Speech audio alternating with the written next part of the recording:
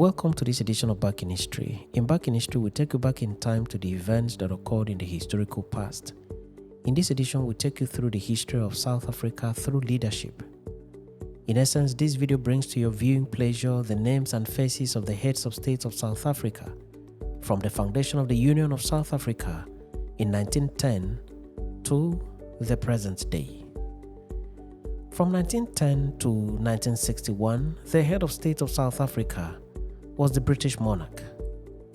At each epoch, the monarch was represented by a governor general who was appointed in the United Kingdom and sent to South Africa. The first monarch head of state of South Africa was King George V, who reigned from 31st May 1910 to 20th January 1936.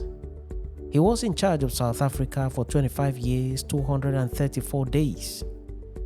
He was succeeded by King Edward VIII, who was in charge from 20th January 1936 to 11th December 1936, when he ran away from the British monarchy to follow his lover in the Americas.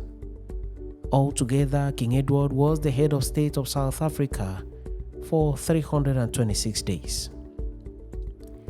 The next head of state of British South Africa was King George VI. He began his reign on 11th December 1936 when he succeeded King Edward, the man that abdicated the throne. George VI was in charge from 1936 to 6th February 1953, making it a total of 15 years and 57 days. The next monarch head of state of South Africa was Queen Elizabeth II. She began her reign over South Africa on 6th February 1952 till 31st May 1961. She was in charge of the country for a total of 9 years, 114 days. In May 1961, South Africa had its first ever constitution. In the said constitution, the monarch was no more the head of state of South Africa. The office of the President of South Africa was created. He was to be elected and had a term of 7 years, and in the event of his death or resignation, the President of the Senate was to serve as acting president. The person who served as the first state president was Charles Robert Swarts. He took office on 31st May 1961, and on 1st June 1967 he resigned from office. Altogether, he was in office as president for 6 years and 1 day. He was a member of the National Party of South Africa. The next president was Theophilus Donges. He was elected in 1967, but unfortunately he took ill and the illness prevented him from assuming office. The person who then succeeded him was Joshua Francois Naudé, who was the president of the Senate, but who stepped into the office left vacant by the illness of elected President Theophilus. Joshua was sworn in on 1st June 1967. He stayed in office till 10th April 1968. Altogether, he was in office as president for 314 days. The next president was Jacobus Johannes Fauci, who was elected in 1968. He took the oath of office on 10th April 1968 and remained in office till 9th April 1975. Altogether, he was in office for 6 years, 364 days. He was also a member of the National Party of South Africa. The next president was Johannes de Klerk. Klerk was not an elected president. He was a Senate president who became president as a result of vacuum in the office of president. He took office on the 9th day of April 1975 and stayed there till 19th April 1975. In essence, he was in office as president of South Africa for only 10 days. The next president was Nicholas Johannes Diedericks. He was elected in 1975. He took office on 19th April 1975 and remained in office till 21st August 1978, when he died. Altogether, he had been in office as president for 3 years, 124 days. He was a member of the National Party of South Africa. The next president was Marius Viljoen. He was the Senate president at the time of the death of President Nicholas. He immediately took over the reins of office as president in line with the constitution of the country at the time. He was in office from 21st August 1978 till 10th October 1978. He was in office for barely 50 days. The man who succeeded him was Balthazar Johannes Wotzer.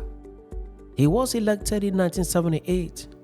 He took office on 10th October 1978 and remained in office till 4th June 1979, when he resigned from office. He was in office for a total of 237 days.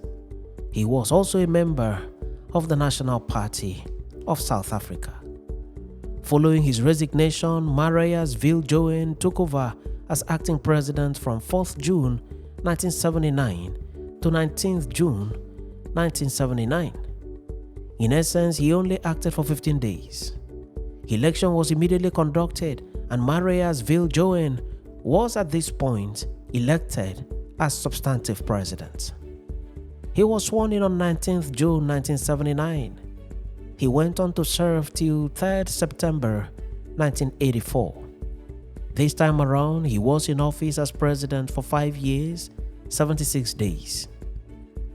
The next president of South Africa was Peter William Botha, who served from 3rd September 1984 to 14th August 1989.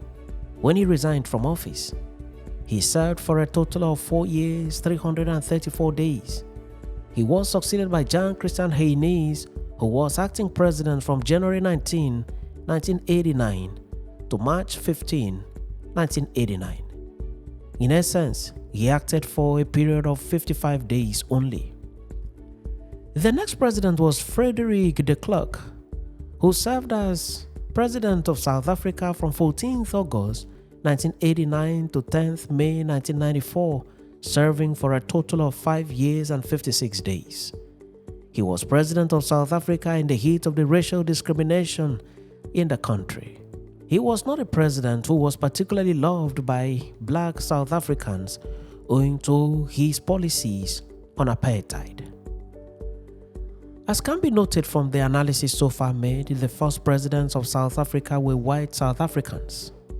None of the black and aboriginal South Africans was privileged to be elected as president of the country. This did not go down well with the black population, the majority inhabitants of the country. The blacks agitated profusely for an opportunity to also lead in the first office in their country. In May 1994, history was broken when the first black man, Nelson Mandela, was elected as president of South Africa. The entire black race in South Africa, across Africa, and across the world was thrown into jubilation. The icing on the cake was that Mandela came from years of imprisonment to contest and win election as president. On 10th May 1994, he took the oath of office and remained in office till 14th June 1999. He refused to go for a second term. He was in office for a total of 5 years, 35 days. He won election under the platform of the African National Congress and went into history as the first member of the African National Congress to assume the office of President of South Africa. Mandela was succeeded by Thabo Mbeki, who was first elected in 1999 and re-elected in 2004. On September 24, 2008, President Thabo Mbeki resigned from office to the surprise of many. He faced stiff opposition from a section of his political party and took the decision to resign. At the time of his resignation, Thabo Mbeki had spent 9 years, 102 days. He was also a member of the African National Congress, the ANC. Following Mbeki's resignation, Ivy Matsepe Kasaburi stepped into office as acting president, but he only acted for 14 hours. Kgalema Motlanthe was elected on 25 September 2008. He was in office for 226 days. In 2009, Jacob Zuma was elected as president of South Africa, and on May 9, 2009, he was sworn into office. He completed his first term and contested for a second term and won. He later came under intense pressure on a number of allegations, including corruption. On 14th February 2018, on Valentine's Day, Jacob Zuma resigned from office. At the time of his resignation, Jacob Zuma had spent a total of 8 years, 281 days in office as president of South Africa. At the time of the making of this video, the president of South Africa is President Cyril Ramaphosa. He has been in office from 14th February 2018 till date. He has so far spent a total of 6 years, 209 days, and counting. As can be seen in the history as narrated, South Africa has never been led by a military junta, as was and is still the case in most other countries in Africa.